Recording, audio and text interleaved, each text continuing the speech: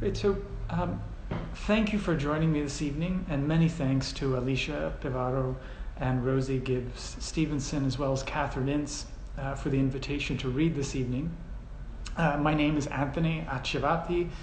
I'm an architect and a historian of science by training. I'm a partner in Somatic Collaborative in New York City, and I teach at Yale University. For my bedtime story this evening, I'm going to read to you from a forthcoming piece I wrote titled, "Do Industrialists Dream of Soy Sheep?" Now, the piece is a riff on Philip K. Dick's novel, "Do Androids Dream of Electric Sheep?" Or, as many of you probably know, Ridley Scott's motion picture Blade Runner, which is based on Philip K. Dick's novel.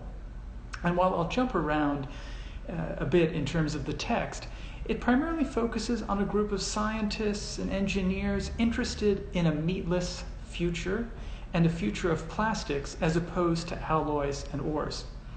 This future, for some of the people I'm going to introduce to you tonight, is based around national industrialization.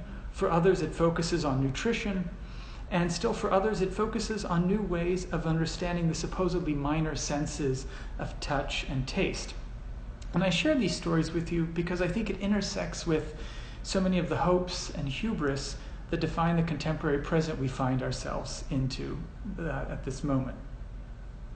So I'll just begin kind of in medias res. He sat in his air-conditioned laboratory, tasting whether or not soy protein fibers freshly treated with formaldehyde and passed through a sulfuric acid bath tasted tangy or salty. Slowly, testing batch after batch, starting in 1938, Robert Allen Boyer of Ford Motor Company thus succeeded in producing artificial wool fibers out of soybeans. Rather than import wool from Australia during the Second World War and run the risk of delays or hostility from Japan, the Ford Motor Company sought to stuff these fibers into seat cushions in Ford automobiles, and Boyer held responsibility for their development. But rather than wait several hours to see the results of a chemical analysis as he worked, Boyer would taste the extruded soy fibers to make sure the sulfuric acid was adequately washed. Sometimes the fibers tasted tangy or sour, other times they were salty. If one considers that a tangy taste signaled residual acid, which could degrade other materials with which the fibers were combined, and salty signaled residual formaldehyde, then to Boyer, no laboratory procedure would be more expeditious than putting fiber to tongue. In the era before government administration started advising against tasting toxic chemicals in the United States, this kind of sensory assaying was not at all unusual. In fact, it was probably quite natural. Boyer's habit of classifying substances by taste was practically an industry standard. Whether tangy, sour, or salty, Boyer knew these fibers needed to be washed again. Only bland-tasting soy protein fibers would do, and he wielded his sensory capacities to that end. So Boyer's soy protein fibers and his confidence in his own palate, his own sensibilities, helped create a new industry that continues to this day. The industry born from this new work on soybeans was not synthetic wool. Years later, Boyer recalled this moment of serendipity with respect to the creation of meatless meats, or soy protein-based foods made to imitate light meat. He recounted when he met with Mr. Ford, that being Henry Ford, who said to him that the cheapest thing in the world ought to be food. And here I was tasting these strands of wool that we were spinning to see if they were finished. And so it occurred to Boyer that he was trying to make an analog of the fibers that grew on the outside of the sheep. Why not try to do the same for edible fibers that grew on the inside, he asked. Boyer had complete confidence in his own judgment, not just literally taste and assay soy fibers to understand the human sensory experience, but also to metaphorically grasp what was needed by humanity. This ambition of not only mimicking a material and entity that seems to pre-exist human activity, but also developing new forms of commodification in 20th century American science and engineering, is a largely overlooked history of the future of industrialized food and material science. In a period where chemical replacements for natural products like rubber or nylon had been flagship achievements of chemists during the Second World War, How did food become a material in a new sense, one that changes both food and materials writ large? One way to grasp these changes is by looking at how organoleptic sensations make an impression in terms of sight, sound, touch, and taste, particularly on the surface of the human hand and in the space of the mouth, became vital means for experts' understanding of the relationship among material strength, plasticity, and texture. Now, these sights and senses challenge the norms of mechanical and quantitative methods of evaluating materials previously routinized in the venerable engineering-based discipline of material science. Where generations of engineers looked at materials in architectural terms, what would they support and how, a new breed of engineers brought up in a context saturated by plastics and plasticity came to see materials in other terms. How did they feel? How did they respond? How did they change? And how did they taste? In place of the notions of stress and strain so important for building materials, they sought new assays and nomenclatures for materials that, in the first half of the 20th century, did more things. New materials and new processes of testing elevated the bodily sensibilities of researchers like Boyer, who were thought to inhabit informed bodies and mass consumers in the US and ultimately abroad as an exploitable market. Making Boyer into an expert was contingent on making audiences for this new expertise of industrial commodification of bodily experience. Institutions, laboratories, and journals, as well as new testing machines and robots, all contributed to establishing technical standards and nomenclature. The enterprise of isolating protein in the manufacture of soy fibers and powders was not simply one of creating new materials with incredible elasticity and strength. New synthetic fibers and powders involve an unfolding conversation among scientists, nutritionists, engineers, and government officials about the limits of what was synthetic and what was artificial. For some, these divisions between natural and artificial became increasingly problematic and visually difficult to discern. For others, whether edible or structural, the plasticity of these new materials challenged scientists and engineers to construct new material and psychological nomenclatures. But plasticity also confronted the dichotomies between natural and artificial, real and fake sensations, as well as objectivity and subjectivity. Taste and texture came to matter during this period, even trumping nutritional and economic priorities, with researchers recognizing the cultural as well as racial and class meaning of taste and texture. With the separation of these two categories, alongside the design of new instruments to produce resonant bodies of consumers, new materials from soybeans raised concerns for experts and the public about authenticity and deception. Now, soybeans, of course, were not born as materials. Their distinguished place in early 20th century industrial science grew out of a long history of uses in North America and Asia. First as a source of increasingly valued proteins in human nutrition, and soon thereafter as a readily available substrate for industrial products well adapted to a range of commercial interests in the middle of the 20th century.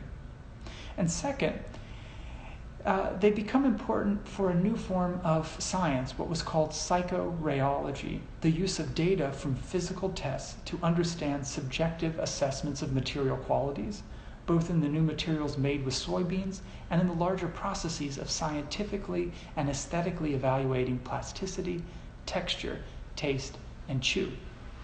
Now, psychorheology is a symptom of a bigger reorientation of engineering around human sensory experience, one that could certainly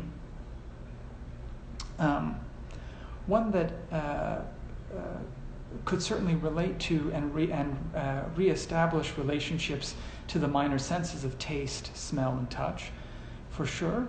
But it also began to develop a new set of ontological data, science and scientists, facts and bodies coming into being around an unassailable project of food production. It is no accident that the growing interest in the minor senses coincided with what was called the golden age for American food chemistry, New additives, along with new processes of mass production and packaging, altered the taste and texture of foods. And as Ayesano has noted, during this period, the artificial was becoming the new standard for what looked natural. And so the plasticity of the soybean rewards scrutiny. Now, American interest in soybeans and their plastic and supplemental potential preceded the Republic by over a decade. Samuel Bowen, a seaman of the British East India Company, introduced the soybean to North America from China via London in 1765. 2 years later, Bowen received a patent for his new invented method of preparing and making vermicelli and soy from plants growing in America to be equal in goodness, as he said, to those made in the East Indies. By 1770, Benjamin Franklin sent soybeans to his friend, John Bartram, describing how cheese was universally made from these beans in China. Despite Bowen's contribution to the production of soy sauce and vermicelli in Savannah, Georgia, during the 18th century, and Benjamin Franklin's curiosity in the production of cheese, the introduction of soybeans in the U.S. did not begin on a large scale until the late 19th century, when the Office of Foreign Seed and Plant Introduction was established. This new office produced bulletins and introduced crops thought to respond to a range of problems faced by large-scale American agricultural concerns, including soil depletion, drought, pests, and livestock nutrition. By 1900, bulletins began to appear like a new drought-resisting crop, soybeans. From the experiment station of the Kansas State Agricultural College, which emphasized the same laxative effects as linseed on livestock, but with higher protein content. Every Kansas farmer, according to these authors, should cultivate the soybean on a small scale as it enriches the soil and was untouched by chinch bugs. By 1909, the U.S. Department of Agriculture issued a bulletin on soybeans by an agrostologist, Charles Piper, and H.T. Nielsen.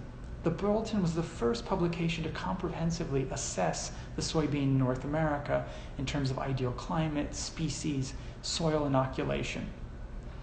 But it was by 1925 that these same authors published The Soybean, a book 12 times longer than the 26-page bulletin they produced over a decade before.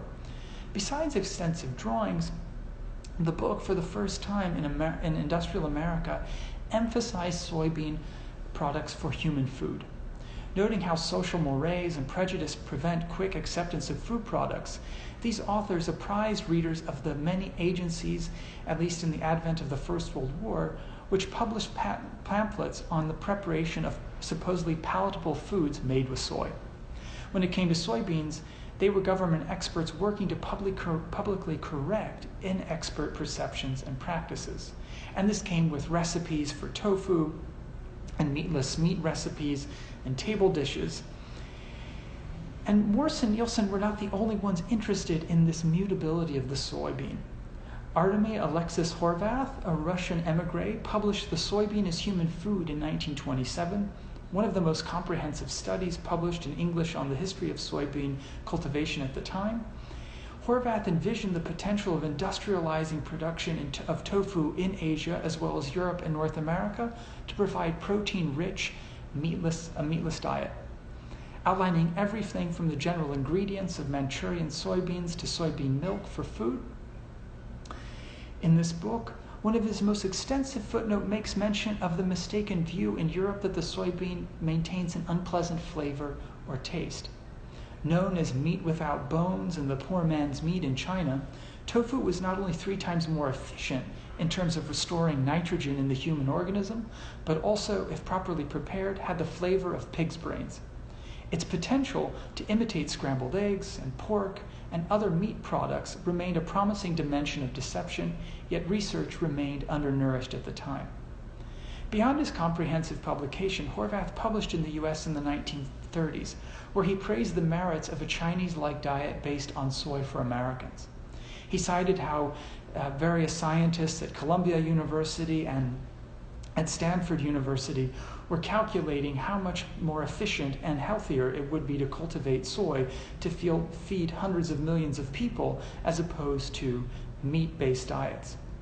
And it was by the 1930s that soybeans had undoubtedly entered the American human diet, indirectly by way of animal feed, particularly in hogs. By 1937, 90% of all soybeans processed in the United States went into livestock feed. And this was the first way in which soybeans really started to enter the larger human diet in the United States and in much of North America. And it was during this time of the Great Depression, a time when meat prices were extremely high, and the soybean was a low-cost protein compared to meat, and it was easily extracted and purified. And so by the end of the 1930s, Horvath focused almost all of his energy on industrialization of soy in terms of plastics, especially with the work of Henry Ford and his promotion of the wonders of the soybean. Now, Ford's interest in new, cheap, and nationally derived raw materials for industrial goods may have inspired his interest in plastics made with soybeans. Casein, a necessary ingredient to produce plastics, glues, and paints, was an expensive and imported product for the U.S. in the 1930s. And so once the U.S. entered the Second World War in 1939 and experienced shortages in metal manufacture, plastics made with soybeans and other agricultural crops in tremendous abundance gained greater and greater acceptance in the United States. A mystery and perhaps an intractable ignorance saturated Ford's patronage of soybean research as a panacea to answer economic and nutritional problems. At his Century of Progress exhibition in Chicago in 1933, one of his most popular exhibitions was his industrialized barn. Housed within a replica of his childhood barn, the machine shop showed how farmers could process agricultural products like soybeans into industrial products like automobile parts, stressing that his unique background, first a farmer, then an industrialist, had qualified him to bridge the gap from factory farm. Now, after hiring patent lawyers, our friend Mr. Boyer applied for a patent in 1954 to develop high-protein food products and processes for preparation of soy-based materials, in particular for meatless meats. And unlike the gritty and brittle texture of cheap meat substitutes like soy powders and flours or vegetable chops using wheat, his synthetic spun meat was seen by those who studied it to resemble the fibrous texture of real meat in terms of chewiness. And according to Boyer, these other forms of meat supplements fail to give that satisfaction that comes from the breakdown in the mouth during the mastication of a piece of meat. Drawing on expertise in manufacturing artificial textile fibers, Boyer's process created fine filaments by pushing the soy protein solution, or what he called dope, through a spinneret and a coagulating acid bath.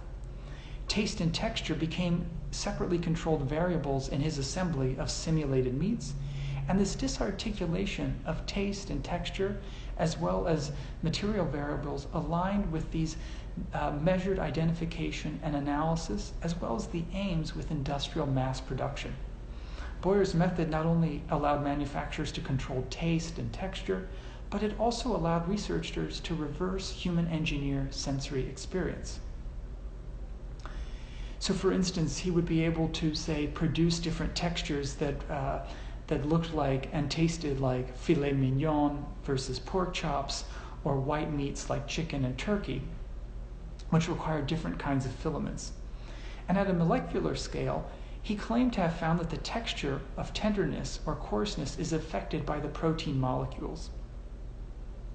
And this was all drawn from his research and testing of textiles produced from soy. And Boyer really imagined himself as a skilled purveyor of pleasure, a knower of the human senses. The engineering of food takes solidity as a set of problems for him, and that this problem of good filaments and marketable substitute meat does not pre-exist his self-confidence, that's for sure. But good taste, according to him, material abundance, profitable production operations, and a healthy polity are established priorities well before his engineering of fake meats. But it wasn't until 1970 that the major commercial and health breakthrough in processing of soy came about with textured vegetable protein, TVP. The product cheaply renders what's called chew in the industry to soybean flour through moistening it into what they call a plasticized mass. The material is brought to a high temperature and quickly pushed through perforated dies into a chamber of low pressure and temperature. And unlike meat, TVP is cholesterol-free. It contains some carbohydrates and lacks the amino acid methionine. Otherwise, this synthetic has nearly the same amount of protein as meat. Now, the price of producing this synthetic tissue, especially as what's called an extender, was fundamentally much cheaper than edible livestock. The cost of producing meat by means of soy feed versus TVP is extremely telling. So say, for example, 1,400 pounds of soybean feed fed a steer to produce 58 pounds of meat, while the same amount yields 500 pounds of TVP. The vast majority of TVP reached consumers as extenders, where the ratio was 2/3 real meat and 1/3 TVP. Known as supposedly analogs, these new plastic creations maintain the texture of hamburger or cuts of meat and may be flavored in any number of ways. And just like plastics, they produce a kind of granular material that can be molded into just about any shape or size. Now, to avoid issues of authenticity and the legalities of labeling, these products entered the U.S. marketplace not as something that someone would eat directly as an edible, but instead through the ultimate consumer of school children and the elderly at cafeterias in nursing homes and in schools.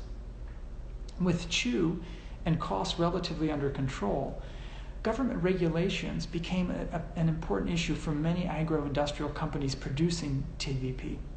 And by 1971, after substantial lobbying from the processed food industry, the U.S. Food and Nutrition Service of the U.S. Department of Agriculture created a notice called number 219. And this proclamation sanctioned the use of extenders for the meat portion of the school diet to a maximum of 30%. If it wasn't a boon, this was certainly a validation for the processed food industry's practices, as school children in the U.S. consumed an estimated 23 million pounds of TVP in 1971, and by 1973, they were responsible for the consumption of 40 million pounds. The near doubling in consumption of TVP between these years coincided with rising inflation and spikes in the cost of meat. But this change in nomenclature did more than ensure the viability and adoption of meat extenders. TVP, texturized vegetable protein, makes note of changes in the definition of imitation, which is to say, the synthetic food industry, because imitation was defined as nutritional inferiority as the defining characteristic. And so these differences between reality and verisimilitude migrated from the space of the human mouth and tasting of texture to the molecular scale. And what this allowed for then is that actually some of the supposedly fake meats were actually healthier and more nutritious than the supposedly original meat. So in many ways transforming the original meat into fake meat versus the fake meat as now outdoing the nutritionally beneficial, or at least that's the way it was seen by the Department of Agriculture, new textured vegetable protein. Along with the evolving constellation of these soy-based products and changes, technological challenges remain. In 1970, scientists working outside Chicago published flavor and flatulence factors in soybean protein products. As food usage of soy protein products increased over the course of these years by 5 to 7%, more studies were conducted to evaluate the nature of the constituents that affect acceptability.